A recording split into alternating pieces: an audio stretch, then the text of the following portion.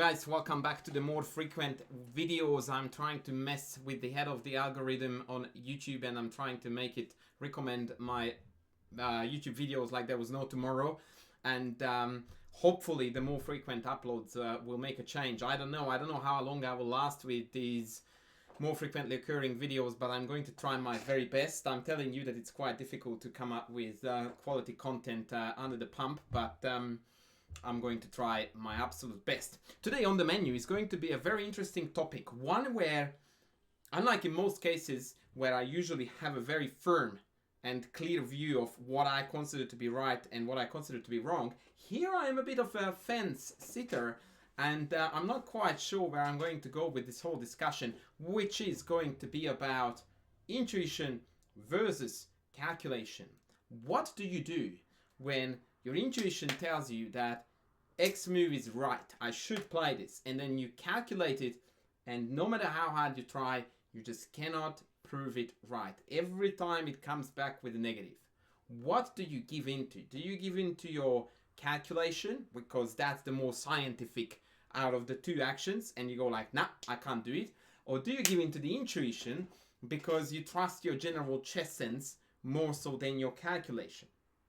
I personally tend to rely more on my intuition, but I also would like to add to this that it's also very time dependent, in the sense that if I play a blitz game, almost certainly I would tend to rely more on intuition. If I were to play a long time control game where I can dedicate my full calculating power, however meager that is, to the codes, and I still can't calculate it, I'm likely to back off and go like, well, I would have loved to make it work, but I couldn't. A couple of days ago I played a blitz game where me playing white, he received c6, I castled, and knight e4 happened. And without wanting to give away what actually happened in the game, I would like to ask you now to honestly tell me, after however long think is necessary, to tell me what you would do and what calculation is it based on. And also if it contradicts or conflicts or actually goes along with your intuition. Because I am going to tell you and present to you here a very curious case. So take it away and pause the video if you want to do it, because I'm going to proceed now. So what I thought in this position when knight e4 landed on the board, this was by the way on stream, was that there is no way that this is sound, and I don't believe in knight takes, pawn takes, queen takes, pawn f6. Somehow that should be wrong. And the reasons why my intuition, although I think that intuition and reasons in the same sentence is a bit of an oxymoron, but I just felt like there was something there. It felt like the king was shaky, it felt like my pieces were better coordinated, and the black army is not quite developed. And yet, I kept on looking and looking and looking, and I couldn't see for the life of me, after knight takes, pawn takes, queen takes, f6, what to do. And then, after a while, I came up with a genius idea, so I thought, to play rook d1 after f6, so that if pawn takes, then pawn takes back, and all of a sudden I am pinning the queen and winning the material. Bang, bang. So off I go, I pull the trigger, and although actually work with me. So what I saw was that after take, take, take, f6, rook d1, yeah, I thought that after knight d7, queen d3 will work. I will play it out because it's getting a bit foggy now. So actually in the end my calculation aligned with my intuition, but something was wrong. I'm giving you that much away. So takes, takes, takes, f6. And because if I couldn't see something painfully obvious, I played rook d1 because I realized the beautiful idea that after knight d7, I would have queen d3, and after fe, de, I would regain either the bishop or the knight with interest, meaning an extra pawn. And I'm like, yes, baby. And I did play rook a1 in the game. He played queen c8. And now, finally, it clicked to me that my biggest problem was, what I wanted to do in this position after f6 was to move the queen anywhere at all. And in case of fe, I play knight g5. And the dual threat would be, let's say I move the queen to c2, would be mate here, and queen check and penetration here.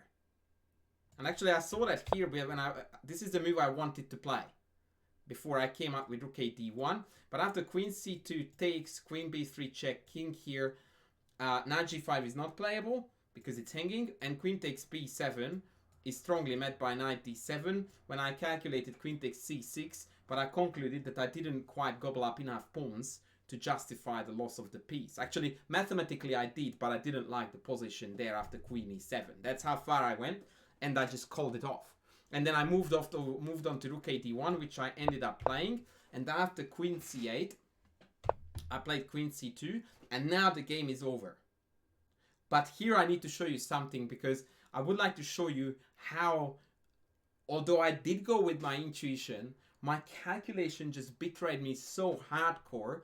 And I also don't mind showcasing my shortcomings, because yeah, I think it's quite funny sometimes to see a YouTuber who is supposedly okay at what it does to fail miserably. After 94, I'm telling you right now that my intuition was 100% spot on. It's a total no-go move, and after takes f6, white is just completely killing it. And it's so simple, man. It is just like, oh, how did I not see this? So pause the video and prove yourself to be a lot smarter than me by pulling off a very basic win. It's a little bit of a tricky situation, because you sort of need to build it. It's a crafty way to go about it. It's not the usual bang check capture and then it's all over. So pause the video and see if you can figure it out. If not, I'm going to show you that the super basic queen f5 just simply mops up, because now if black takes the pawn, then the queen on f5 is supporting g5, and after knight g5, simply the queen knight duo is just too much to handle, and black is going to, well, not get mated probably, although, oh boy, this is a mate and a half. But yeah, it's just not tenable. So black is just absolutely dead lost here, and I did not see this. I mean, to my defense, it was a blitz game, but even so, not finding queen f5 here was a bit of a plonker, that's for sure, and a major blemish on the game, because rook a d1 is actually the only blunder I made in the whole game. 0 inaccuracies, 0 mistakes, uno blunder, right there for ya. So queen c8, queen back, and now it's carnage. Here, and queen's check, and I knew at this point that I had to be winning. Having said that, I would like to challenge you now that there is no more conflict between intuition and calculation. There shouldn't be. If there is, then I would say that your chess intuition is slightly miswired, because it's 100% that we have to win here after check, here, check, king g5, and take it from there. You must trust that. That's, by the way, Chess Principles Reloaded King Safety King Hunts chapter, where I talk about the further the king goes out, the more likely it gets mated. So, how far can you calculate from here? Or how far are you comfortable to calculate from here to call it a day, where you go like, I do that, and then I win? I'm very curious to see what you would say to that. So pause the video, try to calculate queen f7 and the best black defense, and see how far you go. I tell you now what I did.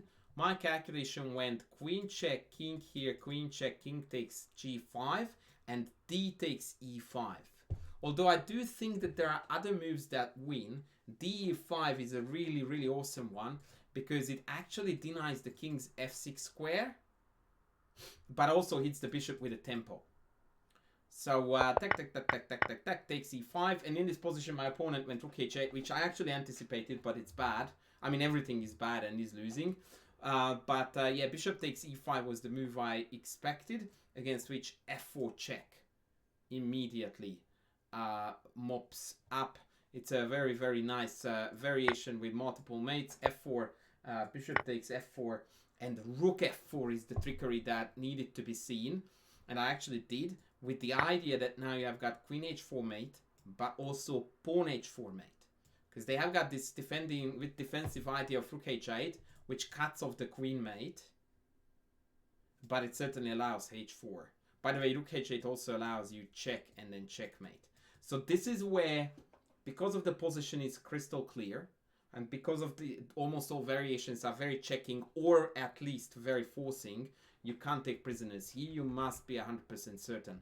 So d5, he played rook h8, and I would like to invite you, if you can, calculate a forced win, at least a forced win, but preferably a forced mate.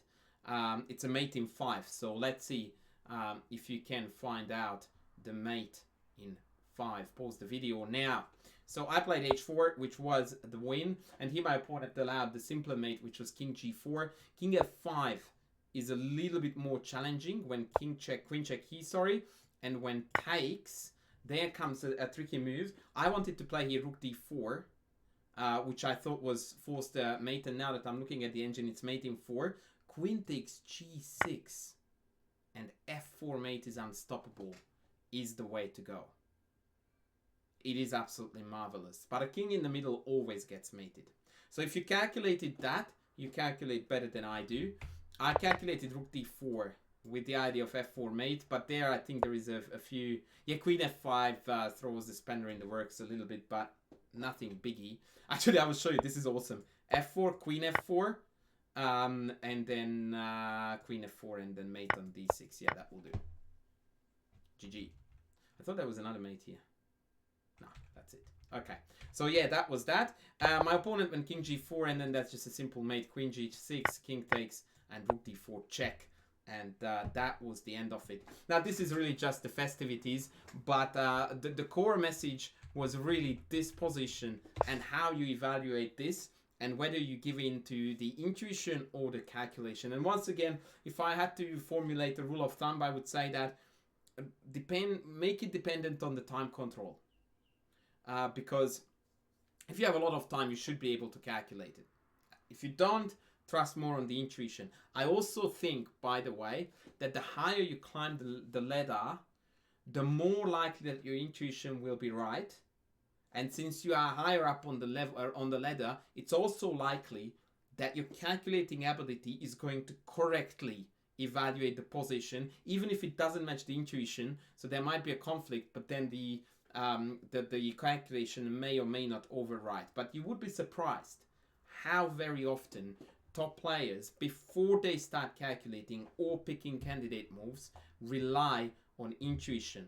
And on that note, just as a parting thought, I think that intuition is something that is rather tricky to develop, and I'm a big believer that the best way to develop intuition is just to see a lot of chess as a spectator, to watch games, to play through games, to play through analyzed games, to expose yourself a lot of full games preferably, really, or at least middle game scenarios where you see the twos and the throws, and you basically just improve that vital skill of looking at it and having a good idea what's good and what's not good. So it's a very tough topic, and I probably will dedicate a proper long-winded video to it, especially what to do on lower levels. But for the time being, this is gonna be it. Thanks for watching, and I will be back with more soon. Bye.